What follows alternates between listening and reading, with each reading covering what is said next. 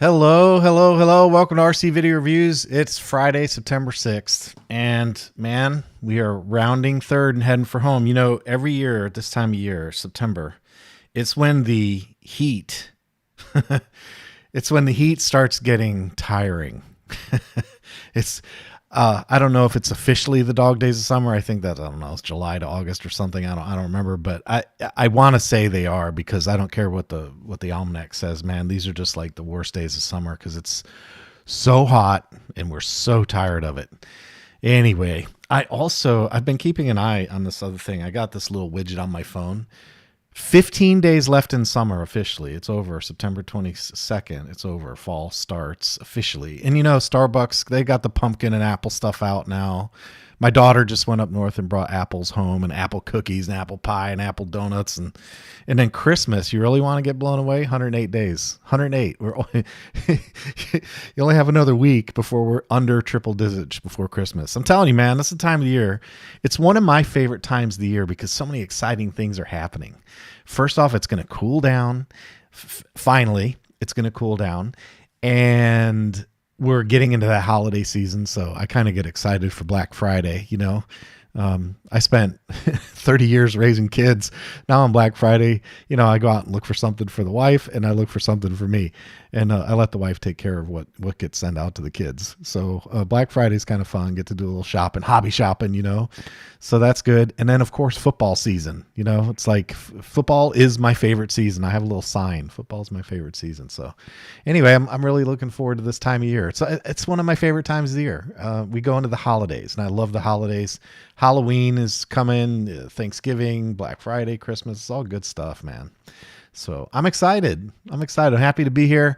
And, you know, I've been taking some time off too on the weekends. That's why the last time we went to the beach, it was Labor Day weekend. We took the family, kids went to the beach, had a nice time. We just relaxed, had some good food, enjoyed the weather, enjoyed the beach, had a nice little Airbnb right on the beach. It was nice, man. We had a good time. Let my hair down a little bit, get that blood pressure back down, you know, just relax. It was good. Had a good time. Missed you guys though. Glad to be back. And let's see, on the first game, what happened here? Hobie got in first, so he's playing. Hobie's been playing for keeps. I just don't think you guys care. I mean, Midwest RC came in pretty quick, so Tim was in there pretty fast. So I think he cares. Jeff's competitive in the first game. You guys are definitely being slackers because Jeff doesn't even play, and he was third. So what is that show, right? That's Win Play Show. So how you doing, Jeff? Good to see you. And Tim and Hobie, of course, always good to see you boys. Sir Trumpington is here. Hello, how are you? Z-Bear is here first sometimes. Bill, you gave up, man. You just quit. You were on it and then you just quit. So you're back down in the running with the herd. D Griffiths, how you doing, Dan? Good to see you. Four Eyes is here. Hello, 5 o'clock somewhere. That's right, man. That's right. Johnny Stansel, good evening all. Stan Heaton says hello. Wowsy says hello. Fred says, I was running with the devil and somehow ended up here. Well, you know, this is where the cool kids hang out, man. And sometimes we get a little naughty. You know how it is, man. Let's see. Four Eyes. Okay. Remember, hit the like button. Yeah. Smash the like button, man. That helps out a lot. You guys smash the like button, leave a comment after the video. That's all good stuff. And then, Jinga Din says hello. He raises his hands. How you doing, man? Good to see you. Okay. Well, we're going to do a weekend review uno momento, but first I want to do this. EdgeTX Fest. Right around the corner, October 26th, 27th. We're like a month and a half away, man. That's coming. The guys are, and I'll tell you something else. I'm getting shipments. I am getting shipments. It almost feels like daily. You should see the stack I got from FMS. So I'm telling you, man, the EdgeTX guys, they continue to contribute to the hobby because they're out there wrangling sponsors and getting stuff shipped to me. We're ordering t-shirts right now. We got equipment tents coming in. You know, everything's happening. So EdgeTX October 26th, 27th will be held at the Larks RC Club in Tavares, Florida. This is an AMA sanctioned event. So if you want to fly, you need to have a current AMA card. If you do not have an AMA card, you can become an affiliate member with the AMA. And if you are not an affiliate member, like out of the US, and you don't have an AMA card, then you'll be able to fly once with one of the AMA pilots that are there on a buddy box, and that's it. So I don't want you guys to show up, with all your planes and say, I'm going to get crazy flying. You can't. It's an AMA field. You got to have an AMA card. So let's just make sure everyone knows that, okay? I don't want anyone to be surprised or upset. That's the main thing. So I'm trying to say it every single time I bring it up, that you got to have an AMA card, a current AMA card. You guys teach me. I know what you're up to, man. I know a lot of your tricks. Some of you guys show up with a 5-year-old card, expired 5 years ago. I'm AMA. No, it's got to be current. Current AMA card. Otherwise, you can just hang out. You can check out the radios, check out the crew, have a little fun with Fred and Dave, have fun with the EdgeTX guys, say hello, look at the radios, look at the new equipment's going on, get a chance to talk to the developers, and we've got a really nice sponsor list forming up. We've got Beta FPV, FMS, Radio Master, BK Hobbies, Fly Sky, Hello Radio Sky, and Jumper are all sponsors right now. So good sponsor list forming up, and I'm telling you, I'm getting equipment. It's just coming in like crazy right now, and it's going to keep coming. And all of that equipment, we're giving it all away. I've got cars, I've got airplanes, we're going to get radios, we've got all kinds of stuff. So we're going to have a lot of fun with this. It's going to be a good time. And it's just kind of open flying. There'll be some events. We'll do some fun things, but it's really just to hang out, right? It's not a highly structured event, okay? It's just to kind of hang out and get together and enjoy, some fellowship and radio control flying. That's what it's all about. So EdgeTX Fest, October 26th, 27th, October, coming up. Lark's RC Club in Florida. Hope you can come. I'll be there too. How about that? All right. Let's see. I'm going to check comments. Good evening, gents. Do you ever talk about RC ships? No, I'm going to say no. We're not, no RC ships on this one. This is all about flying, my friend. It's all about flying just about anything, but the tagline on this channel is go fly something. Now that said, I was Navy, so I do have, I like ships, but we don't do RC ships here. General RC, is the Motion RC P38 a good plane to get? Don't know. I don't know. I don't have one, so I can't really comment. Let's see. General RC is a first plane. That's a good question. 8-Speed Chef says, overnight camping allowed at the field? No overnight camping. It'll close down, at night. Now, the weird thing is, as far as I know, there's no rules on flying at night. I did ask that question. They said, nope, no rules. You can fly at night. Obviously take the appropriate safety precautions. So it's not like we have to necessarily kick you out at night, but I can tell you this, without a club member, we can't have people lingering, and I'm not staying all night because it's a 2-day event. And, so I won't be staying all night, but hey man, if people are there and we're having a good time, we don't necessarily have to run out the door the second the sun goes down either. So that's that. Is this event BY? Hey, Fred, man, come on, Fred. This is you don't drink while you fly, man. Fred, see, you dress them up, send them to school. You can't take them anywhere. Mr. Skyrider, how you doing, Keith from Massachusetts? No boats, Brad. Sorry. I'm liking the new Jumper T15, says Four Eyes. Well, hopefully you come down to EdgeTX Fest and show us. Brad B says, Navy was actually an acronym. Never again volunteer yourself. That's right. You learn that real fast in the Navy, no doubt. Okay, so we're caught up on comments. We did EdgeTX Fest, and that was I actually jumped ahead. That was a section here, EdgeTX Fest. But let's get back to, we'll do Week in Review.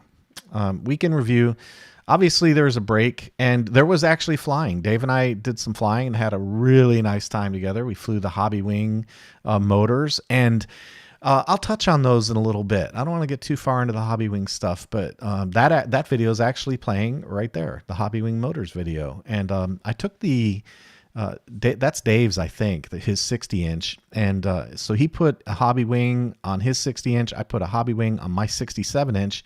And we had a great time, man. They're good, strong motors. They pull well. Seem like they have really good efficiency. And that paired up with that Hobbywing V5 ESC, it was good. Yeah, it was good.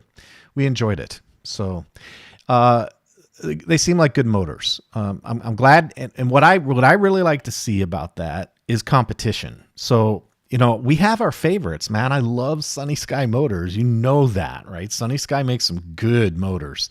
The V3 motor is so hard to beat. Excellent, excellent. T-Motor is coming in at the 67-inch and the 78-inch space. You know, if you recall, I did the T-Motor video with the AM780 on my 78-inch NG.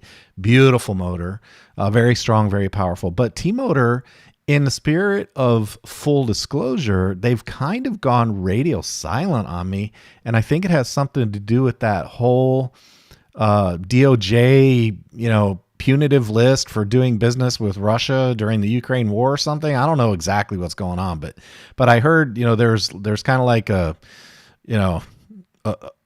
bad boy list, a bad company list, and they were on it because they were dealing with Russia during the war and they were banned and they weren't supposed to. Now I talked to Tim at Extreme Flight about it, and I asked because Tim, Extreme Flight made a pretty big bet on T-Motor. They started incorporating a lot of their hardware into their combos. And so when we were at Joe Null, I went to Tim and said, hey man, what's going on with T-Motor? He goes, nope, business as usual. No changes. We're still doing our thing. It's all good. So, it's like, but they've been radio silent with me. They were supposed to send me a motor for an 85-inch plane, and I'm still waiting. And it's been 4 months now. So no response. They've actually just gone black, radio silence. So I don't know, man. I really don't know, which makes me, like, okay, if that's going to be the situation, I'll tell you what I'd like to see is dual sky come in. Obviously we've got sunny sky as an option, and hopefully Hobbywing. Hobbywing, they stepped into the 41 series, and I know on their website they've got some bigger stuff too. So at the end of the day, it's good for you and it's good for me. Competition helps keep prices in check, and it helps keep the performance and quality there. You gotta run. If you wanna sell in the market, it's a competitive market. You're gonna have to make a good quality product. And so for that reason, for the consumer, it's all good. It's all upside for the consumer, which means you guys, right? That's why I like it so much. So, I'm happy to look at them, and I'll do the objective review. And Dave and I were both, and at the end of the day, the proof's in the pudding. You see the planes fly. Dave flew the plane, and believe me when I tell you, if Dave doesn't like something, he will say it. So will I. And Dave's got no skin in the game because it's not his channel. He's not sponsored. He doesn't care. He's going to say what's on his mind. Now, he's diplomatic. We'll give him that. He's diplomatic, but he'll say what's on his mind. So if he doesn't like something, he's going to let you know. He'll tell you. And so will I. I will too. You guys are my first priority, not the sponsors, period. And full stop, end of discussion. So, all right. So anyway, that was, the Hobbywing motors were good.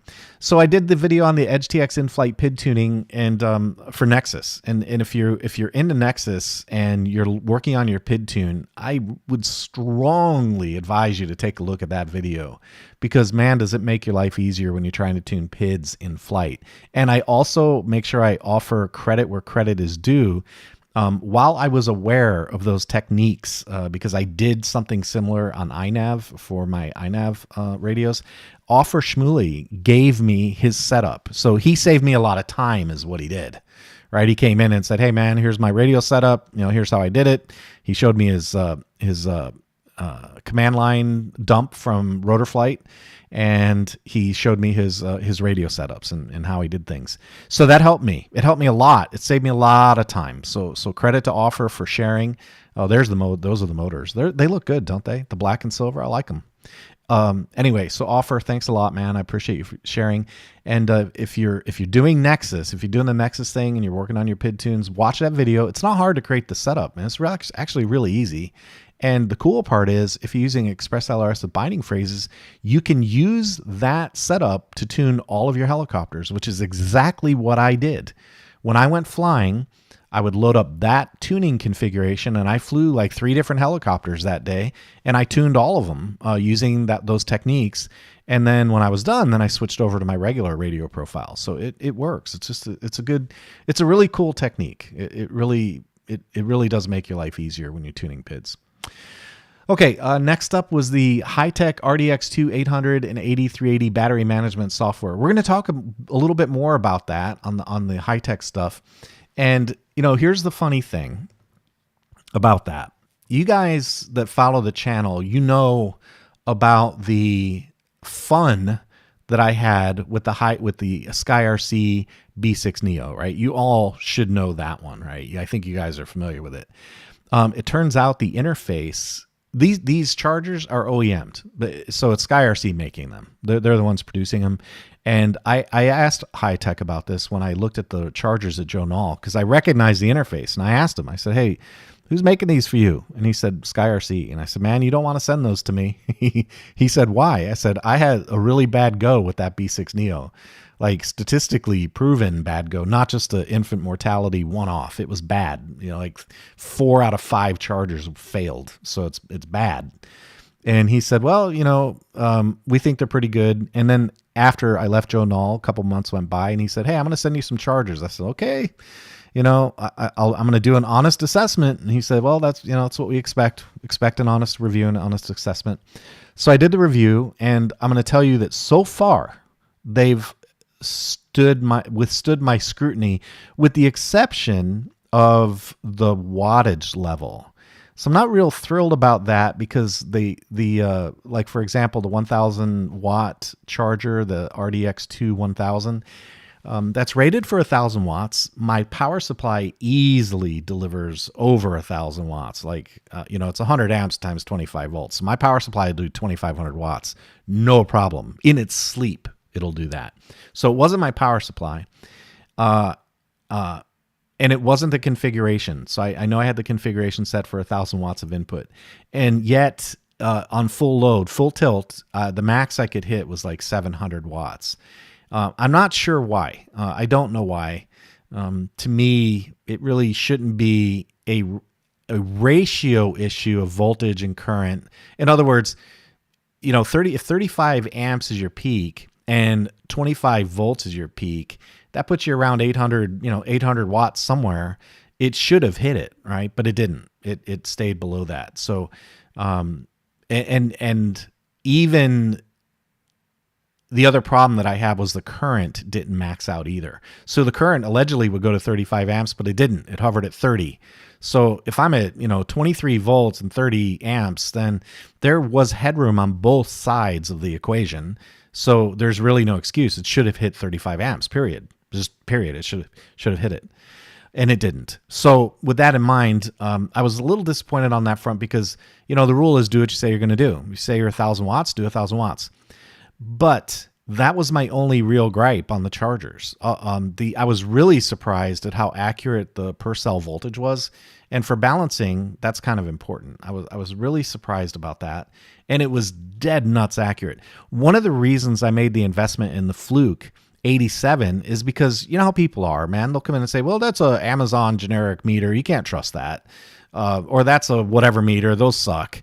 So the Fluke 87.5, the Fluke 87.5, that one's like unassailable. That one's used in industrial everything. And it's got fairly high precision, fairly high calibration accuracy. You can't argue with that one. And certainly it's better and more accurate than what we need while we're flying. So that's why I paid the money for it, because I wanted to take apart that argument. I wanted to take that argument off the table. And I got to say, so far, no one's been disputing the Fluke. Nobody's come in and said, hey, wait a minute, that meter is not a good meter.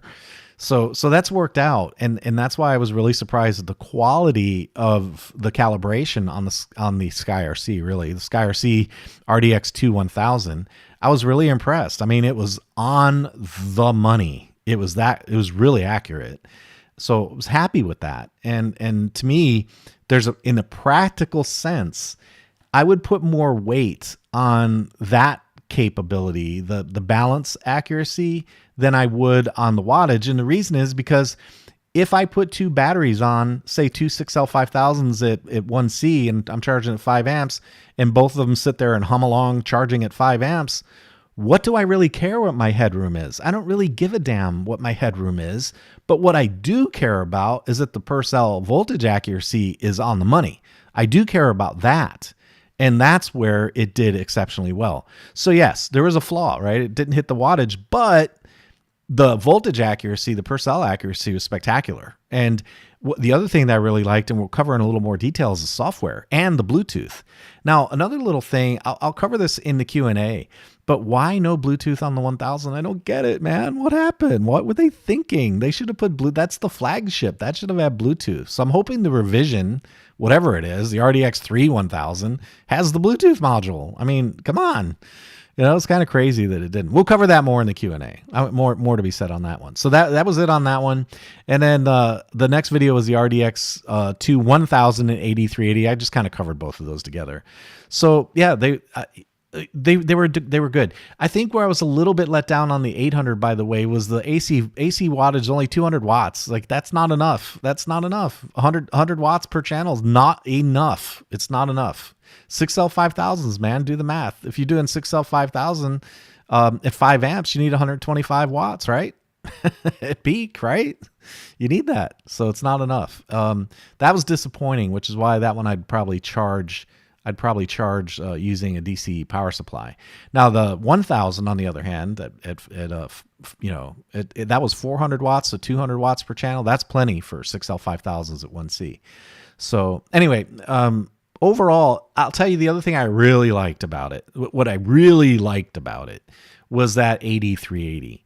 So the 8380 discharger plugs in to the chargers, and using the software, you can operate both. So you get to plug your balance lead in, and then using the software, you can hit the discharger and graph your discharge curve. That's brilliant, man. That's brilliant. It's you know, if you're a spec nerd, you know, you're into the data, that's a great capability to have, you know, full control over the discharger via the software. And of course, if you want to run it via the buttons, you can do that too. That's fine. You don't have to use software and be all that fancy, but I like the software because I like to see the numbers. I like to be able to look at it and see what happened. How's my battery doing? So I like it. I like the setup, and I'm going to tell you right now, that's on my side desk right now. And I go through some chargers, believe that. I have, when it comes to chargers, I got the pick of the litter. I can use anything I want because they send me lots of chargers. ISCT's got some stuff inbound, allegedly. It's been delayed for a while, but they've got allegedly have some new stuff inbound. I've got all the toolkit stuff. I've got iChargers. I don't have the big iChargers. I just can't justify spending the money because I don't need those. I don't need 2,000 watts. So I don't spend the money on those because I don't need them. It'd be nice if iCharger called me and said, hey, we'd like to send you some chargers for review. I'd love to take a look at some of the big ones, but I just can't justify spending the money. So anyway, next up was the Hobbywing 41 series motors, and I kind of covered that earlier. So yeah, there it is. There's my 67-inch with a Hobbywing. Anyway, it was good, productive, kind of technical week. You know, we got to review new things. We got to look at new motors, new equipment, the charger's been out for a little while, but you guys know how I roll, man. I dig in, like I kick them in the nuggets. I want to see how they're going to do. I put them to the test and see what's what. So, I'm glad we got to see that and got to take a good look at what's going on with those. And I like them, man. I got to tell you, the 800's on my desk. It's on my desk. It's what I'm using right now. So it's kind of a daily bench driver, as it were. So let me see. I'm going to check comments. We're going to move on. Let's see. Brad did 26 years in the RC Royal Canadian Navy. I assume that's what that means, Brad. Congratulations. Thank you for your service. Always appreciate you. Hobie says that motor was in the 67 was hot. It was, man. It was good. It was good. It pulled hard, sounded great. My prop didn't sound great, and I'm working on that. I ordered a new spinner, have a new prop. It was a carbon fiber prop too, so I don't like that. I don't like the way it sounded, but I'll fix it. I'll work on it. Robert says, take care all. I'm at work. Oh man, Robert's working. Too bad. He'll catch the live stream later. He'll or the replay later. Sorry, Robert, that you couldn't make it. Good to see you. Thanks for popping in, my friend. 38 watching, 17 likes. Smash the like button. Thanks, Hobie. Manning the like whip. I appreciate you, Hobie. If you guys can hit the like button, that's really helpful. Thank you, thank you, thank you. HP Jeff says, I haven't checked Edge site yet, but calibration on TX16 will not work with 10. I just found this today at the field. Any idea? I don't have any idea. I've never heard that. I doubt it. Something sounds wrong. Something sounds amiss to me there, Jeff. I'll after the video, I'll try it. I'll pop on Discord. You know where to find me there. We'll talk. But I'll try it out. But I can't imagine calibration doesn't work on 10 dot whatever. It should. EdgeTX 10. Yeah, I can't imagine. Johnny Stancil says Fluke is the industry standard. Yeah, I did my homework before I bought that one, and it's like that's the one that nobody argues with. And part of the reason that the industry standardized on it because they don't like rewriting manuals. They put all these manuals out all over the place, and they incorporate them in their. And when I say manuals, I'm not talking about for the meter. I'm talking for all of their technicians. They're like, put your Fluke on this and measure that. So they don't like rewriting them, which is why Fluke maintains kind of that position. Plus, obviously, the quality, right? Props Off is here. How you doing, Props Off? Good to see you. I smashed the like button and it didn't hurt at all. Appreciate you. Don't hit it twice, though. That's what she said. Wait. Sorry. Lowbrow humor around here. What can I say? All right. Hobie says, for all the new guys here tonight, please consider joining RCVR on Patreon. It's as little as $3 a month. Thanks, Hobie. I appreciate you. It does help, man. Every little bit helps. And I none of that money goes in my pocket. I have a day job. So my day job puts the money in my pocket. All the money that I get for the channel goes into the channel. I buy stuff for the channel. I spend it on the channel. So Hobie's right about that. I appreciate you guys if you're willing to help. And on that note, I do want to give a special thanks to my patrons. I appreciate you guys, man. Thank you for reaching into your wallets and kicking in. It's just a little bit, $3. It's like a coffee, right? If you can spring for a half of a Starbucks, you can help the channel. It's all done. Todd Mosley says, John, thank you for your service and all the vets in the chat. Amen, my friend. Amen. I'm always grateful for our veterans, and God bless the military. So Props Off. I want Radio Master to make a Zorro with an old Western pistol look. Okay. You know, here's what I want to see. I want to see the screen up here. I don't want this anymore. I want this to go up here. And whatever the next iteration of this radio is, and I'm praying that they're hearing me and listening to me, that the screen goes up here. That and the speakers. I want the speakers to be so loud that if you don't turn them down, the guy flying on the field down, 3 stations down is going to walk over and smack you in the back of the head for your radio being too loud. That's how loud I want it. I want it freaking loud. I don't want to hear any more noise in the system about, well, radio's not very loud. You know, I don't know how loud it needs to be. Mine's okay, but I'm so tired of hearing that complaint. I really hope they make the radio super, super loud. So let's see. I think that's it on the comments, and that's it on the weekend review, so we can get cruising. Man, we're half an hour in, and we haven't even gotten off the first one, really. Okay. So let's go. High-tech chargers. High-tech chargers. This is good. We're going to talk about this. I have a little surprise. You guys know how it is, right? One of the things I take pride in my channel is that, you got these channels out there, and I'm not going to say names, but they'll get the radio and go like, oh, look, it's a radio. It's got sticks and it's got switches and it goes. That's not, what the F, man. And these people have a lot of subscribers, but I like to dig in. I like to dig in and find out what's going on here. Let's inspect this a little bit, right? Let's get in there and measure something, and let's punish it somehow, and let's see if it stands up. And I'm not a scientist or anything, but I like to test it to its limits. I like to see what's the deal here. What's the dealio? So I got something for you guys that I think is kind of cool. And I found this out, and I thought, I knew that the chargers were SkyRC, right? I knew that the high-tech chargers were SkyRC. I could tell by the menu system. That's how I could tell. I could tell by the graphics. I looked at the graphics. I'm like, that's SkyRC. So I knew, and I asked, and he confirmed. Now I did the videos, and Hitec, they offer the Charge Master software for Windows, but as you can see, I'm on a Mac. And I thought, I wonder, I was just looking around. I went to the SkyRC website, and I thought, I wonder if they have a Mac client, like a charge software for Mac. So lo and behold, they did. Now, the Windows guys, this is easy for you. Go to Hitec and download the Charge Master software, and you're good to go. But this is why we do the little extra on this channel.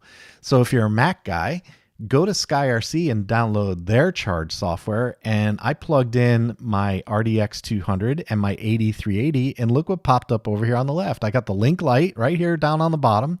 I see the 2 chargers, and I thought, I'm going to be really impressed if this works. So I clicked on, okay, now What's going on here? I clicked, there it is. Okay, I clicked on the little gear icon. I selected LiPo. I selected 6 cells. Now, the amperage slider's kind of terrible because there's no highlight. It's very dark and the text is very dark. Normally, you'll see a bright letter like this one, like this 0 down here. That's what you normally, well, you guys can't see that. Let me move it over here. There we go. Now you can see it. Okay, let's see. Let's reposition. Repositioning. Right there we go. Okay. So right here, you see that bright 0, you see that, but on the amperage right here, it's dark gray. So even though we can move it, like dark gray normally means a parameter you can't change, but obviously I'm changing it, right? So you can see that I'm making adjustments. It's happening, but it's dark gray. So it's kind of, it's a flaw. It's a bug. It's not the way it's supposed to be. But anyway, and you got all the options: balance, charge, discharge, storage, and parallel. It's all there. And I thought, I'm going to be really impressed if this works. So I hit OK, and then I hit play, and lo and behold, it started working. I look over at the charger, and it's working perfectly. So, this is proof. It's definitely a SkyRC charger wearing a Hitec skin, but it works with the Charge Master software. And there you go. You got there you go. It's literally a world first right here on my little corner of the YouTube, right? My little corner of the tubes, man. You got a world first because I'm probably the first knucklehead on the planet to take a SkyRC piece of software branded, connect it to a Hitec charger and say, I wonder if this is going to work. And it does. It works great. So there you go. There you go. And of course you got the battery analyzer. If you want to do that, you can hit stop and hit this. And then don't forget also, the battery analyzer, let's do a new, let's discharge it. Let's punch it in the nuggets a little bit. So the current, because it's an external, I should be able to set the current up to what? I don't know, 30?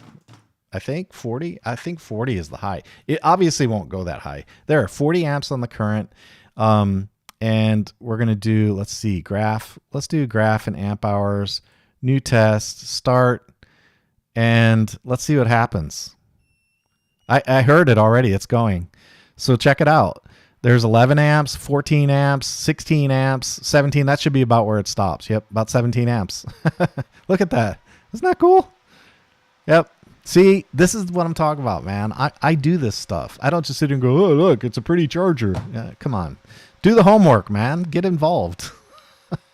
So I just thought you guys might get a kick out of that. If you're a Mac guy, and if you're a Windows guy, you obviously have this capability in Windows, right? You can do this in Windows. But the Mac guys, if you're a Mac user, it's not obvious to you. But there it is. And it's discharging. You can see it's at 3.5 right now. So this one's almost to the end. It's down there. So there you go. How cool is that? I talk a lot about the LiPo curves, and I think what I'm going to do is I'm going to let this run and let you guys see it. Like a normal discharge, that curve line will be a lot longer, and it'll have a slight declination. It'll kind of go across like that, and then when it gets to the end, it falls off the cliff. So I'm going to let you guys watch this one to the end because I think it's going to get there kind of close. We're at 3.5 already. If you remember the videos and the other testing I did, 3.6 is my number because after 3.6 it starts to become unpredictable when that curve and how aggressive that curve is. So we'll let you watch this, and while we're doing this, I'm going to skip ahead a little bit into content for later. So I'm going to take something out of the what's coming up segment. Actually, I have it in its own segment, so we're going to talk about a future segment, and that is China Hobbyline. So China Hobbyline contacted me and they're like, hey, we love your content. We're wondering, would you be interested in doing videos on our batteries? And I always, if you follow my channel, no, it's not a bad battery, Hobie. I didn't peak it. It started at, I only it was at storage and I only charged it for like 5 seconds. So it started really kind of low. It didn't start at peak. So anyway, China Hobbyline content. Now there's the fall off. And again, you don't really see it as aggressively because it just doesn't have the period of time. That's the problem. So I was kind of afraid of that. But normally this fall off, this line right here on the edge, it really tapers off like that. It'll fall off, but that's over time. So we're not seeing it because it didn't discharge over time. So anyway, back to China Hobbyline. They contacted me and said, hey, we'd like it if you did some reviews on our batteries. I said, I haven't really been interested in doing reviews on batteries because there's too much subjectivity in battery tech for me to really want to get involved and produce videos.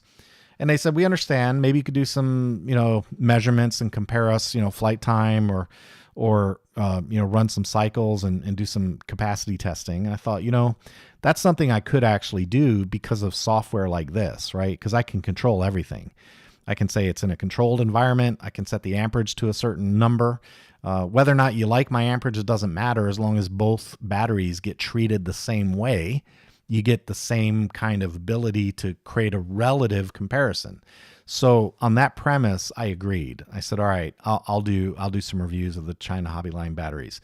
So they're going to be sending me some batteries. I've never used them before. I'm a RC battery kind of guy. I use the Light-Perrier.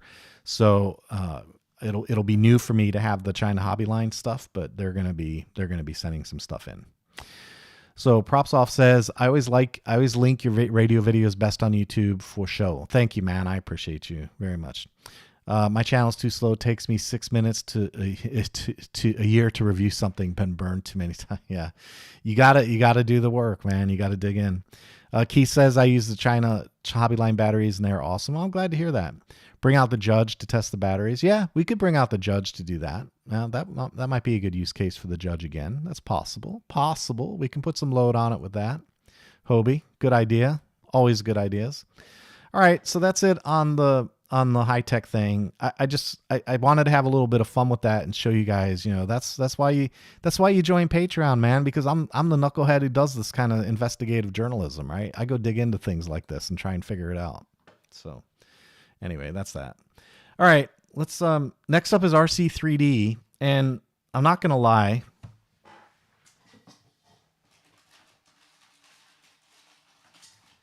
I did a print that didn't work out, and I'll show you the print, but I'm not going to recommend it, but I'll show it to you. And maybe it's something that you can solve or work on, but let's do RC3D. So RC3D, we're going to get the big camera out here. I'm going to set the radio. Where can I put the radio where it'll be out of the way? There it is. Okay, there's that. And let's zoom in a little bit. Just going to give the camera a little bit of help. And there we go. Clear off the desk a little bit. All right, so the first one is a 3D printed.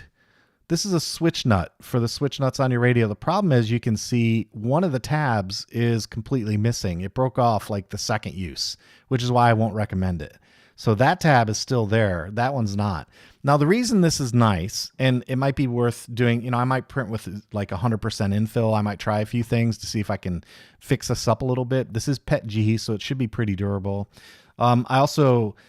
I think one of the other problems with this one is the way it's printed, because this is the first layer right here. And what that means is that it prints going up like this. And that line is where the tension hits those tabs. So in other words, the lines are in line with the shear force of the switch nut. It would be much better if they were printed like that. And that way the lines would not, the lines would go up like this, and they would not be in line with the torsion force on that tab, which might be a better solution to print. So there are things you can do, but the reason this one's important is because if you're working on your radio, you pop this on there and it locks into your tabs and you can tighten your nuts down and it won't scratch your nuts. Now, I know that's something that Fred is happy to do watching football on a Saturday. But you don't want to be doing that to your radio. You don't want to scratch your nuts. You know what I mean? You want to keep them nice and clean. So a plastic nut wrench is a good idea. So plastic nut wrench, neat idea. This iteration didn't work, so I have more work to do on this one. And I'll probably try adjusting the way I print it. I'll lay it down maybe, and I'll try 100% infill and see if I can toughen it up a little bit. But that's a nice little solution so you don't scratch your nuts. Pause for effect. All right, that's one. Let's see here.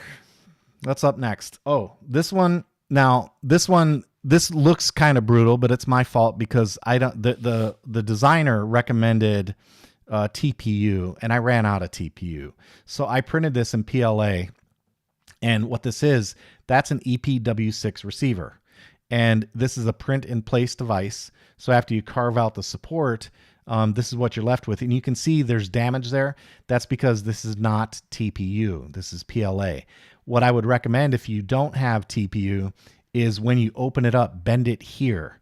Bending it here, it was able to take the lift sufficient enough for me to put the receiver in there. Okay, don't bend it here. That's what I tried first. It doesn't open up wide enough for you to slide the receiver in.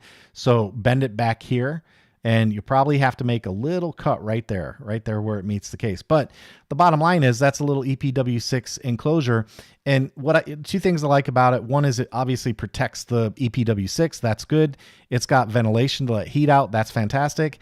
And I like the way this design kind of clamps around the backside and it keeps downward pressure on that antenna. I like that a lot. So that's a nice little feature. That's an EPW6 3D print. This is my first try. I want to try getting some TPU and printing another one and seeing if I can get it a little more flexible. And I'll also print another one and open it right back here and make that my seam. And by making that the seam, this would probably be functional. I mean, that's functional technically right the way it sits. You know, that would actually work in a plane just like that. So EPW6 enclosure, that's kind of cool, right? I like it. All right. EPW6 enclosure. Now this one is one of my favorite finds, and I don't even know how long. This one, okay, so I use a Hakko soldering iron. So I use a Hakko, I forget the designator. It's 866D or something like that. I forget. But it's a Hakko. It's a nice one. I've had it for a lot of years now. It is my bench buddy. Like, I love the thing. You can tell. Look how used it is. By the way, I ordered more sponges too. So I'm out. My last sponge is just dead. So I had to order some more. But sponge on the way. But I found this on Thingiverse, and this is a solder, for those of you in the Empire, tip holder, solder tip holder. And what's so cool about that is for the last 4 years that I've had these tips, and I use them. You can see, look at them. I use them, right? But they're always in this little crappy plastic bag that's never with my soldering iron, excuse me. Sorry, gosh, so sensitive. So anyway, it's never there. This is brilliant because you print that out. It slides right over the station. It doesn't really add much in terms of girth or, disruptive space. It actually adds weight to it. And now all my soldering tips are right there. Perfectly easy access to if I need to make a change on my soldering iron, they're all right here. I mean, I freaking love it. Isn't that brilliant? I love it. This is one of the coolest 3D prints I've done in a while. I really do like it. And you can spin it if you want, whatever. Leave the top open. The iron fits in there just fine. No problem. Fred, shut up. I don't even want to hear it, Fred. Fred, I don't even know why I did that. Is Fred still here? Is he still awake? I can't believe it, man. I can't believe I just did that. But the iron fits in there. If you're going to park your soldering iron right there, it fits in there just perfect. Nothing gets in the way. It's beautiful. I love it. Love it. So, Thingiverse, man, just search for Hakko on Thingiverse, Hakko, and you'll find it. This is one of the first things that popped up. I love it, man. I love it. That's a very cool 3D part, man. I think that's super, super cool. And then one last thing I'm going to show you. I think I've shown this before, but in the past, I used one that was quite a bit bigger, and this is nice too. The one that I had before was like that wide and had a lot more stuff, but I don't need a whole bunch of empties. I don't have a whole bunch of blank cards. So I printed a smaller one, and there's a look at it. I'm going to empty it out and let you see the bottom. I didn't do it, of course, but on the bottom, you put the little rubber feet, and that'll keep it from sliding around. So it's just a nice little organizer, and the back, FYI, will hold standard USB, and then these wider slots hold your adapter cards, your SD micro cards. So if you're out there, FPVing, you get home, you're gonna put your videos together. You're a YouTuber like Props Off. Make sure you visit Props Off YouTube site, by the way, YouTube channel. He's a nice guy. He does good video work.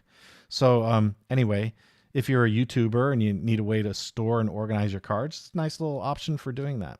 I did not put the link in the description yet, but I'll do it before the night's over. So come back and check a little later. I have links in the description for this one. So that's a nice little 3D print, and I keep that right on my desk.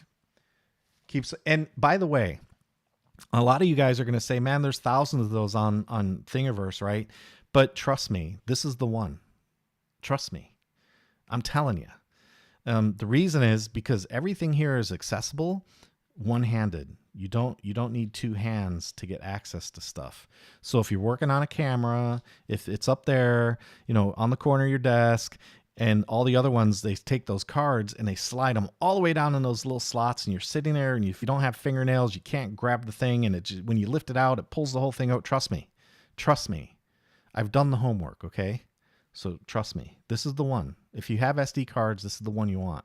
I've done the homework. RC Video Review, seal of approval, right there. Okay. All right, that's it for RC3D. Just fun stuff, right? I love RC3D. Although I got to tell you, there's a meme out there that says, I think I've reached the end of the internet. I think I've reached the end of RC3D. I think I found all the cool RC3D stuff. I'll keep working on it, but I feel like I'm at the end. There's a lot more out there. There's a lot of stuff out there for radio control in 3D if you're interested. I guess I probably need to print some things that don't matter to me that might matter to everybody else. I always try to find things that matter to me. It's all about me here. We're talking about John, okay? So let's just be clear. All right, let's see. Resin maybe says props off. Maybe, yeah, I don't have a resin printer. That might be a good idea. 4i says I've tried CNHL batteries a while back. Had a couple bad cells and several 4S packs. Ooh, sorry. RDQ replaced them. Ugh. Well, we'll see, man. That's what the channel's for. Hey, the vendors, I'll tell you, I got a little... I'm not going to name names. I'm just going to say that I've had a lot of requests recently where they say, hey... we're going to send you stuff after you do your video, send it to us for approval, and then you can post it. And I say, nope, absolutely no way. I retain all rights to my content. If you send me something for review, I'm going to review it. And if I think there's something wrong, I'll give you an opportunity to react. Like I'll say, hey, what do you feel about this? Did I do something wrong? And if they can't say, well, turn that knob here and that'll solve your problem, then that's it. It goes in the video. So, just so you're aware, I tell all of them that. So if China Hobby Line is going to send me batteries, I'm gonna test them. They're gonna get tested, and I'm gonna say what I see, because that's the value that I put on the table for you guys, right? That's just how it goes. Let's see. It's solder. Get it right. I know solder, man. Solder. We got to solder. That's how we do it here. That's how we do it on this side of the channel. All right. Hobie says, love how the blues almost match. Yeah, I know, right? Wasn't that cool? I did that on purpose, of course. This is, by the way, in case you're wondering, Hobie, this is, whoops. Hey, why is that on? Who turned that thing on? Okay. This was the new Bamboo HF PET G. So high speed printing on this one. And it actually did a really nice job. There's the top layer. So I'll let you guys take a look at that. Look how, it did really well. That top layer is really good. I'm telling you, man, that Bamboo printer is top shelf. It is really, really good. There's the side. So normally you see defects on sides like this. You'll see little bubbles and stuff, and it's not 1,100% perfect, but there's a little something right there, but man, it's good. It really is good. And then check out the first layer. You guys know, if you do 3D printing, you know what you're seeing, right? You should be right now going, wow. If you do 3D printing, you have to be looking at that going, oh, wow, I see what he's saying. Like, that's flawless, man. That's flawless. And this is PET G. And not only is it PET G, it's high speed PET G. So I'm just saying, man, the Bamboo, I'm just saying, it's good. It really, really is good. 46 watch and 33 likes. Getting there. Appreciate it. Those layers look great. Thanks. Yeah, I agree. That Bamboo, man, it's something else. It is really happy. I wish I had the money I used to have before kids to fly 3D helis again. Oh, man, I love the helis. I love the helis. I've been really getting into helis lately, and I'm going to keep flying them. But I love it all. I just want to fly everything. What I need to do, if I could get some more subscribers and get enough revenue on the channel so I could retire, I could just fly and do nothing but that. But I don't have the subscribers, man. We're under 40,000. And here's the kick in the sack about that. 70% of the views I get are from non-subscribers. Can you imagine? 70%. So only like 30 to 40% come from subscribers. Props off has a YouTube channel. He knows what I'm talking about. Look at the helicopters, right? I'd love to go out and just do that every day. That'd be fun.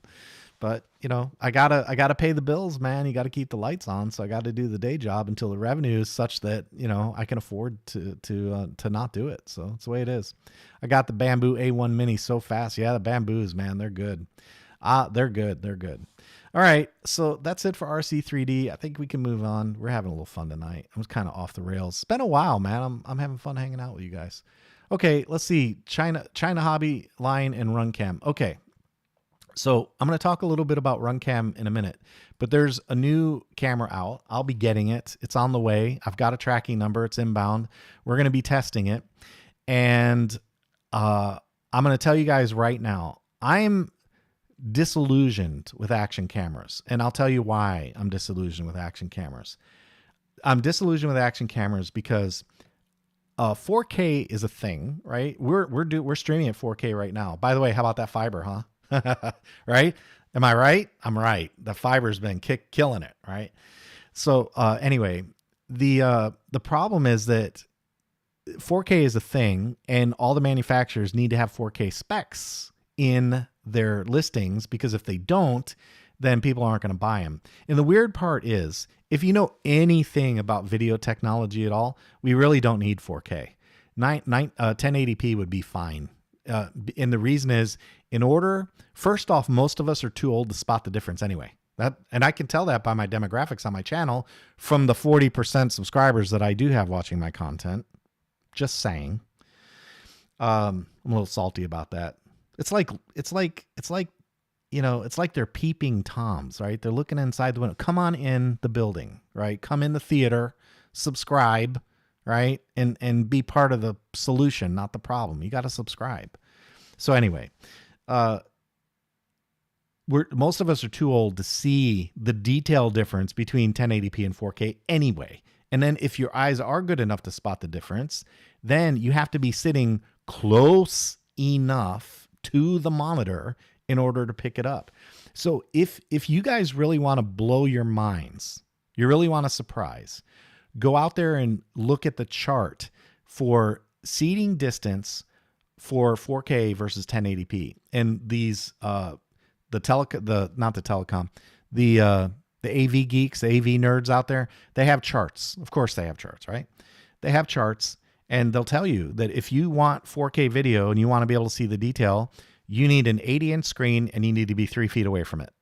I'm not making this stuff up. Maybe not 3 feet, maybe 8 feet, but you get the point. You got to have a big screen. You got to be very close in order to see the difference. So monitors, maybe. iPhone, probably not. If you have a big screen and a very close couch in your theater room, maybe, right? But the reality is you don't really need 4K. You just don't. You don't need it. But if we don't have 4K next to our video, then people don't click. They're like, man, I'm not watching that crap. It's not 4K. So the manufacturers have a need to do it. And because the YouTubers are pushing for it, and because the viewers are pushing for it, and because people swear to God up and down that they can tell the difference in 4K when they really can't. But they think they can, but they can't. But they think they can, but they can't. But anyway, you got to have 4K. And now the problem is that because they're doing 4K, the little action cameras overheat. And you know, look, man, I'm in Florida, so I'm like the worst case scenario, right? If I'm outside on a hot day like that day and I'm filming, the last thing that I want to hear is that my camera couldn't take the heat. It really pisses me off, especially if you are an action camera. Like I've got a nice Nikon that I use for my, not a Nikon, a Panasonic that I use for my photo shoots. That was shot on a Panasonic GH5 Mark II. And that thing goes all damn day long.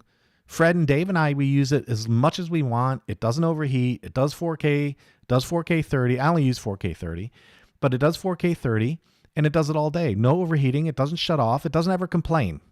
So how dare you come to me? And it's one of the things I have such a problem with GoPro lately.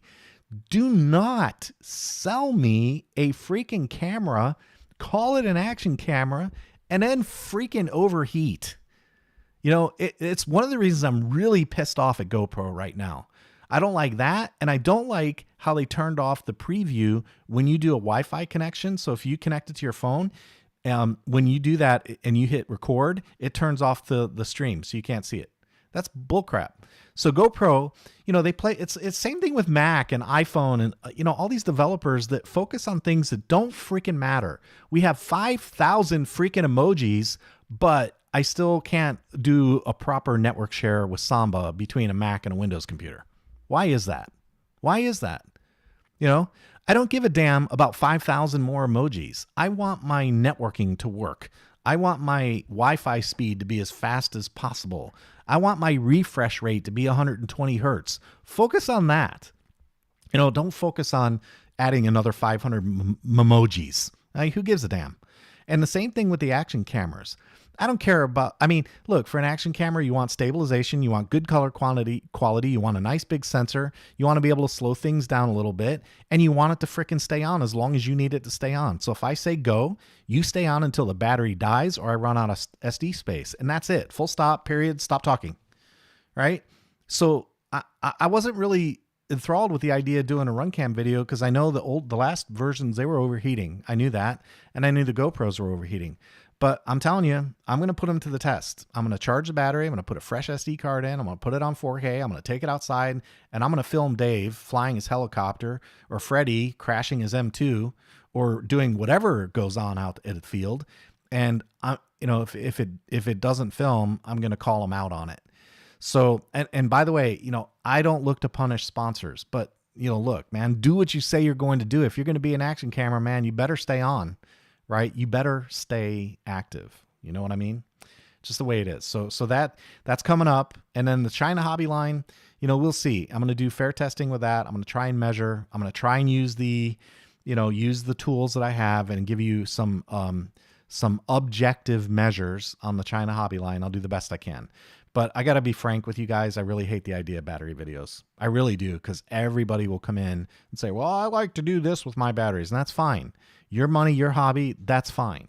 But man, there's so many opinions on batteries. It's this really, really difficult space to do reviews. So yeah, I know I'm not an emoji hater, but God bless, man, I got enough. I can't even find the ones I want to use now because you got 5,000 of them. If I want to find the guy with the little raised eyebrow or the one doing the salute, I have to scroll through 15 pages of emojis just to find what I want. It's ridiculous. I want, you know what I want? I want the adult emoji set. I only need like 7. That pretty much conveys my emotions. I don't need 5,000 freaking emojis. Give me a break. It's so stupid. It's just a waste of time, man. Come on, do stuff that matters. Why do I have to keep resetting my iPhone? Like, fix that. Make it so when I'm on a phone call, it never drops. How about that? How about that for taking care of business, right? Do the right things right. And it's just developers. And I don't blame the coders themselves. But anyway, enough. I could go down a rabbit hole with that. I'm already too far gone. All right. Next up is Q&A. Let's get into Q&A. We'll look at the blackboard. We're going to talk a little bit about Q&A here. And I'm going to keep the comments up in case you guys have anything. Props off, hit the tip jar, man. That was nice. Appreciate all the work you do. Thank you. Here's for the Great Lakes Hazecraft. Appreciate you, brother. That was nice you hit the tip jar. Always nice for you guys to hit the tip jar. I always appreciate it. Props off. Very nice. Yeah, very nice. Okay, let's see here. Q&A. So Neverstock RC 2968. He says, would you get the 1,000 over the 800? Wow, that's a good question. Paired with a 380 for another, what, $80? Okay. So first off, I have a hard time assigning the value to $80 because $80 to one person may be 8,000 to another. So I have a very hard time with that part. So I try and stick with the features and focus on that and say, well, here are the feature differences. And so you have to assign the value to it, right? What I would say is the 1,000, no Bluetooth, but it's 400 watts on AC and it's bigger and heavier. And 1,000 watts on DC, but not really. It's more like 700 watts on DC. Okay, so that's why I don't get wrapped around the axle with labels. I want to test it and see if it does what it says it's going to do. So it's important distinction, right? The 800, the problems with that I talked about earlier. 200 watts on AC. It does have the Bluetooth app. And I don't remember how it did on the DC power, but I do remember it coming under its goal. That I remember. They both work with the 380. So what I would say is If you're using it in an AC situation with AC power, the 1000 would be the obvious choice because 400 watts on AC, that means something, versus 200 watts on AC for the 800. That's kind of meaningful, right? Especially if you're into 6S 5000s, then it becomes a problem. Okay, so, and then the Bluetooth. So if you like the idea of Bluetooth, which I do, and that's why the 800 is on my desk, I do like the Bluetooth app. So it's kind of, you have to make your choice. Do you want 400 watts and no Bluetooth? Do you want 200 watts with Bluetooth? That's really the major difference between the two. And then the 380, I think, is a no-brainer. If you pair it with one of these two chargers, that's a no-brainer. It's a no-brainer. The 380 is definitely a no-brainer. Do it. Do it. Don't even think about it. Hobie hit the tip jar too. Thank you, man. I appreciate that. It's really nice of you guys to do that. Thank you. Appreciate it. It all goes in the kitty to buy more good stuff. All right. So thanks for kicking in. So anyway, that's the answer. Never stock. It's a good question. That's an honest question. I like that. That's thoughtful question. Let's see. T-Bone 69. Cute. Does this work on OpenTX? Okay. After watching the whole thing, it should work. My answer is, yeah, I don't know. I haven't touched OpenTX in a year, man. Not operationally. Obviously the basic radio settings will work. I can't speak to telemetry or, ELRS or any of that. I don't know. I don't know because OpenTX is dead. It's dead. I mean, I love OpenTX. I love what they did. I was always, that helped launch my channel, but yeah, it's over. The party's over, man. It's all on EdgeTX now. So to answer your question directly, I don't know. But I assume that the basic radio configuration stuff should work. And hopefully you switch to EdgeTX. But, you do you. It's all good. All right, next up, what battery packs are you using and what do your flight times usually look like? I've been getting this question several times lately. Several guys would come in asking questions about flight times and what packs I use. So again, I'll reiterate, rcbattery.com. I like the Liperiors. There's been some discussion on Discord about the yellow versus black. What I can tell you is yellows are pretty good for fixed wing. Black, I like those for helis. The black ones sag later in the curve. The yellow ones will sag a little bit earlier in the curve. They'll rebound, but they'll sag a little earlier. So I tend to prefer the black ones for heavy amp loads, and they're also a little heavier. The yellow ones for lighter amperage loads. So if you fly helicopters, you know what I'm talking about. Like helicopters fixed head speed, so you always have minimum amp draw no matter what you do. So, and then the maneuvers that helicopters do, they spike the amperage a little bit harder than the fixed wing stuff, I think on average. Although, I've never really graphed the difference. Maybe that'd be interesting to do someday. Anyway, so it's RC battery. I use the Liperior yellows. 40C is pretty good for an airplane. And flight times normally, I like to see around 6-7 minutes. If I don't get 6-7 minutes, I change something. I either change the C rating, change the battery, go up in capacity a little bit.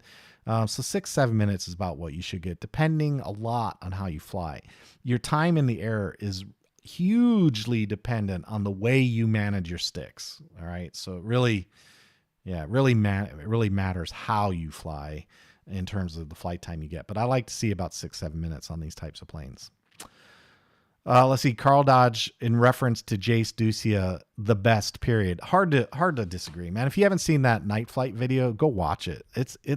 The guy, if you ever watched that movie Men in Black with Will Smith, they're aliens on Earth. I'm convinced Jace is an alien. The dude's obviously an alien. That's all there is to it. He's an alien. Just like some of these helicopter pilots like Tariq, that dude's an alien, man. He's not a human. He's just wearing a skin. He's an alien. That's all there is to it. That's all I've got to say. Paul Snap, he says, I'm having the same issues with the ChargeMaster software connecting my BD380, but they're working on it. I'm just wondering, because you cannot see in your video, are you using a Type-C cable to connect your BD250 direct to PC? The answer is yes. And let me tell you guys something. If you're using these little apparatus, the hobby apparatus, chargers, dischargers, ESCs, what have you, and you're having problems connecting, change the USB cable. It's unbelievable to me how often I've taken stacks of USB cables and cut them in half because they don't do data. And it's another one of those annoyances. Like, can we please stick to the standard? USB-C includes data, so it shouldn't, all USB-C cables should be able to do data, but they don't. That's the hard reality. So my answer first off is yes, my BD380 connected directly and my BD250 connected directly to the PC. It works just fine. No drivers, no problem. Make sure you have a data cable. That's the big one. Other than that, I don't know what to say. I can't get into USB troubleshooting issues. All I can report is what I saw. And on both the Mac and the Windows machine with a known working data cable, it plugged in and worked immediately. So no problems. All right. Disco FPV says, can you recommend a good receiver to buy to go with my TX16S for the 1800 millimeter Ranger?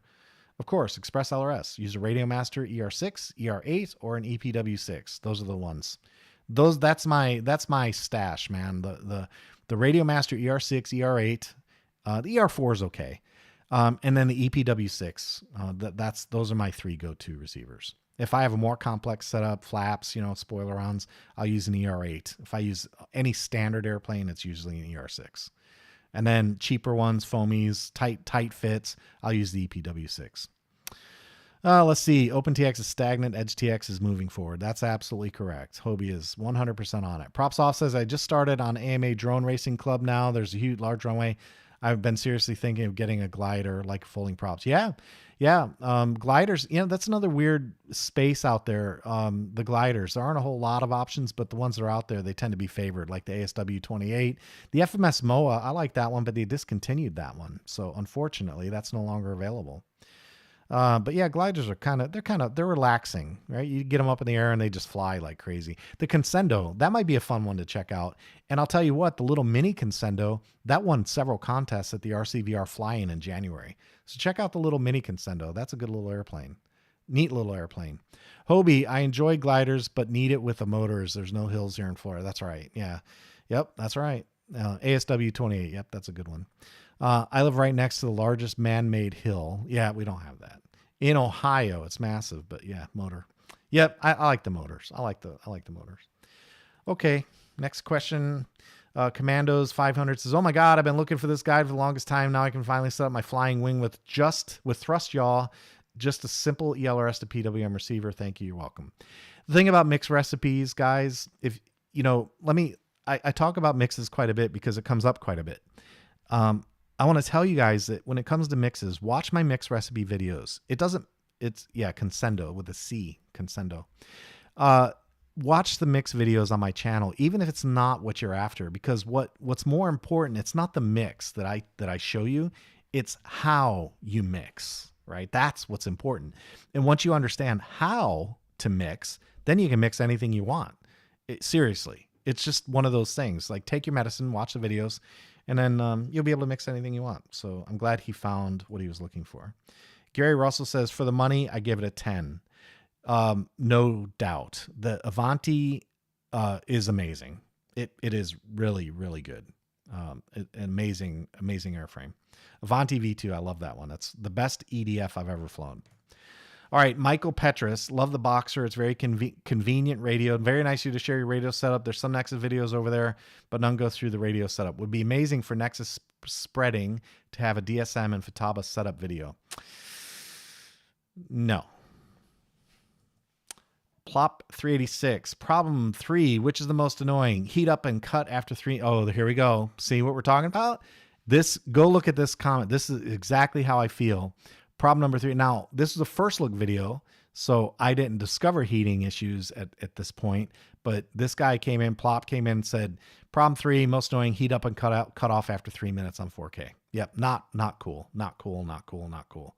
Drilling holes in the case to get airflow on the CPU.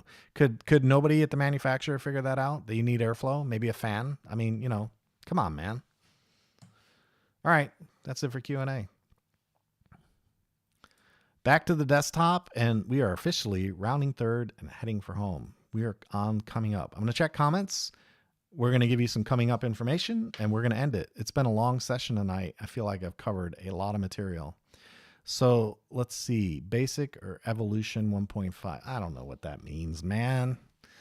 I don't know what that means. I had a Consendo. I think Hobie has my Consendo. I think Hobie has his Consendo from me. All right, let's talk about what's coming up. Coming up, China Hobbyline. We got China Hobbyline batteries inbound.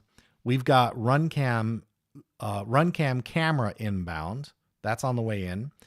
And what happened to the LRS gyro project? I don't know, man. I just don't know. It's going to happen. I don't think it's dead because there's hardware out there. There's hardware in the wild. So I don't think it's dead. But in terms of when it's going to get developed, this is one of the bummers about open source, is that we're kind of at the mercy of the developer's ability to contribute time. So sorry, man, but I don't know the answer to that one. But anyway, back on what's coming up. We've got the China Hobbyline, we've got the RunCam, and we have a new Precious. Yes. I told you fixed wing guys that it was coming, and that is the cowl for the new Precious, because I can't fit it on this desk, but I think most of you know what it is. That is a laser. It's another extreme flight laser, and there's a laser flying right there. I'm going to just tell you guys right now, I've been blessed. Like I've been blessed. The YouTube channel's been good. The sponsors have been good. The patrons have been fantastic and amazing. But I've been blessed with the ability to fly what I consider to be world-class radio control planes. Now, I do want to give you guys a little caveat in that I realize I'm not flying competition F3A stuff, because some of those chassis can go for thousands and thousands. I get it. I do get that. But I also know what I see. And what I see when I go to places like Joe Nall, I see some of the best pilots in the world flying these planes and making them do things that I can only aspire to do.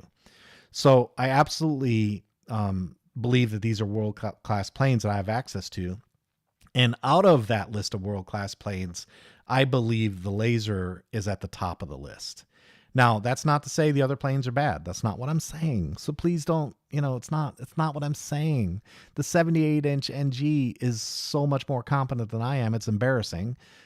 But I get along with this laser like no other plane, which is why I have another laser in my hangar right now. And this one's going to be built soon, next couple of weeks, and we'll get it out. This is the 74-inch laser, 74-inch laser. This one's going to be out there soon. I was holding out. So just to give you guys some awareness, T-Motor was supposed to send me either an 85-inch or a 91-inch motor, and they went radio silent. And on top of that, I was waiting for an 85-inch laser, but I think there's something going on at Extreme Flight. I don't know. Tim doesn't tell me. I don't get these details, but I'm telling you, there's none of the 85 inches they're out of stock. The only thing they have in 85 right now, I think, are the Ravens. That's it. And they just got some of those in. So I don't know what the deal is with 85-inch planes, but in the absence of, number one, an 85-inch airframe by Extreme Flight, they just aren't putting it out there. And in the absence of the T-Motor motor, which is not a showstopper for me, I would have bought the motor. The 74-inch came in stock. I absolutely love my 67-inch. 74s are just a little better because they're bigger, they're heavier, easier to see. That's all there is to it. The 67 is spectacular, but the bigger ones are just better. That's all there is to it. So this, I believe, will probably wind up being, that's why I said new Precious, because this is probably going to be the new top of the heap airplane in my hangar. Even though I've got spectacular airframes like that one over there, the 420, that's the 60-inch. But, I've got the 67. I've got all kinds of them. I got the ARS, I got the NG, I've got the big NG, I got the 85-inch NG, I've got the extra 260. The list just goes on and on. I got the Skywing laser. I've got amazing airplanes. But man, there's just something about this one that we're simpatico. We're connected, man. We're connected. The extra 260 is really good, but I don't fly that one as well as I fly the laser. It's just, I don't. It doesn't land as well on as the laser for me. And I'm not blaming the plane. I'm blaming me. All right. So let's just be clear. It's my fault. But this one and we get along. We just get along. It's an amazing airframe. So that is coming up. That's on the way, in addition to the China Hobby line and the RunCam. And then I have one other announcement to let you guys know. And that is that I have in my possession the new 90 millimeter Avanti. So, the FMS, they sent that one out. They asked us to hold videos while they get stock. I'll be doing a flight on that one. We'll be filming that one. That'll be a release video, you know, so you won't see. I know FMS already released it. It's on their website. It's public knowledge. It's out there. It's not a secret. I'm not busting a confidence here because they've already done the video and released it, and people are posting it all over the place. So I know about it. But I have one. I'll be doing the video. I've got the 90 millimeter Avanti. I can't wait to fly it because I told you earlier that the 80 millimeter was the best EDF I've ever flown. And I just got through telling you I have a 74-inch laser. Now I've got a 90-inch Avanti, or sorry, 90 millimeter Avanti. So it's a slightly bigger version, right? So I'm expecting big things from that. I really look forward to flying it. We'll get that one put together and flying soon. We'll get some video on that. When I'm able to release the video on that, I will. So fixed wing guys, I told you, have faith. It's coming. You know, we just you gotta spread it out, man. You got to give everyone a little bit of love. You know, we got to spread it out a little bit. So fixed wing, a little rotary wing action going on. And I got to tell you, I'm fully stocked up on raw helicopters. I got the 420, the 500, the 580, and the 700. I'm going to be flying those too because they're just a blast. I did all the work with Nexus. I've done the tuning. I've done the configuration. I've done the training, done the videos. Now I want to do the flying, and they have been amazing. I've been loving flying my SAB RAWs. I've got one in every size now and absolutely love it. So we'll keep doing that too. We'll be doing helicopter stuff, keep doing the helicopter videos. We're obviously going to get this one done and in the air. And there's also another extreme flight plane that's in the hangar that we'll be doing some video work on as well. I'm not telling you guys what that one is. There are 3 people in the world that know about that one. And so we'll keep it that way. We're going to keep it a secret. Keep it a secret. That's what's going to happen. All right, man, that's what's coming up. And that is the end of the Pilot Jam. That's all I've got for tonight. Woo, man, I'm going to go have a drink. I'm thirsty. That was a lot of talking. I'm going to get a transcript one time and count the words, man. That's like an hour straight talking, no commercials. You know, if this were a full-length feature film, it would be like an hour and 30-minute film. No, not quite. It'd be an hour and 30-minute TV show, video on television, like a 2-hour movie. Yeah, hour and 20 worth of talking. Yeah, that's about what it is. So anyway, I hope you guys have a fantastic weekend. I'm going to be flying this weekend no matter what. I'm not sure yet if Dave is going to be there or not. I just don't know yet. I don't know if Fred's going to be there, but I'm going flying. So I hope you get out there and do some flying as well. Don't forget, subscribe, hit the bell, hit the notification bell so you know new videos hit the channel. Leave a thumbs up, leave a comment. That helps. Leave a comment at the end of the video. Don't forget about EdgeTX Fest. And above all, get out there and fly something. That's all I've got for tonight. Take it easy.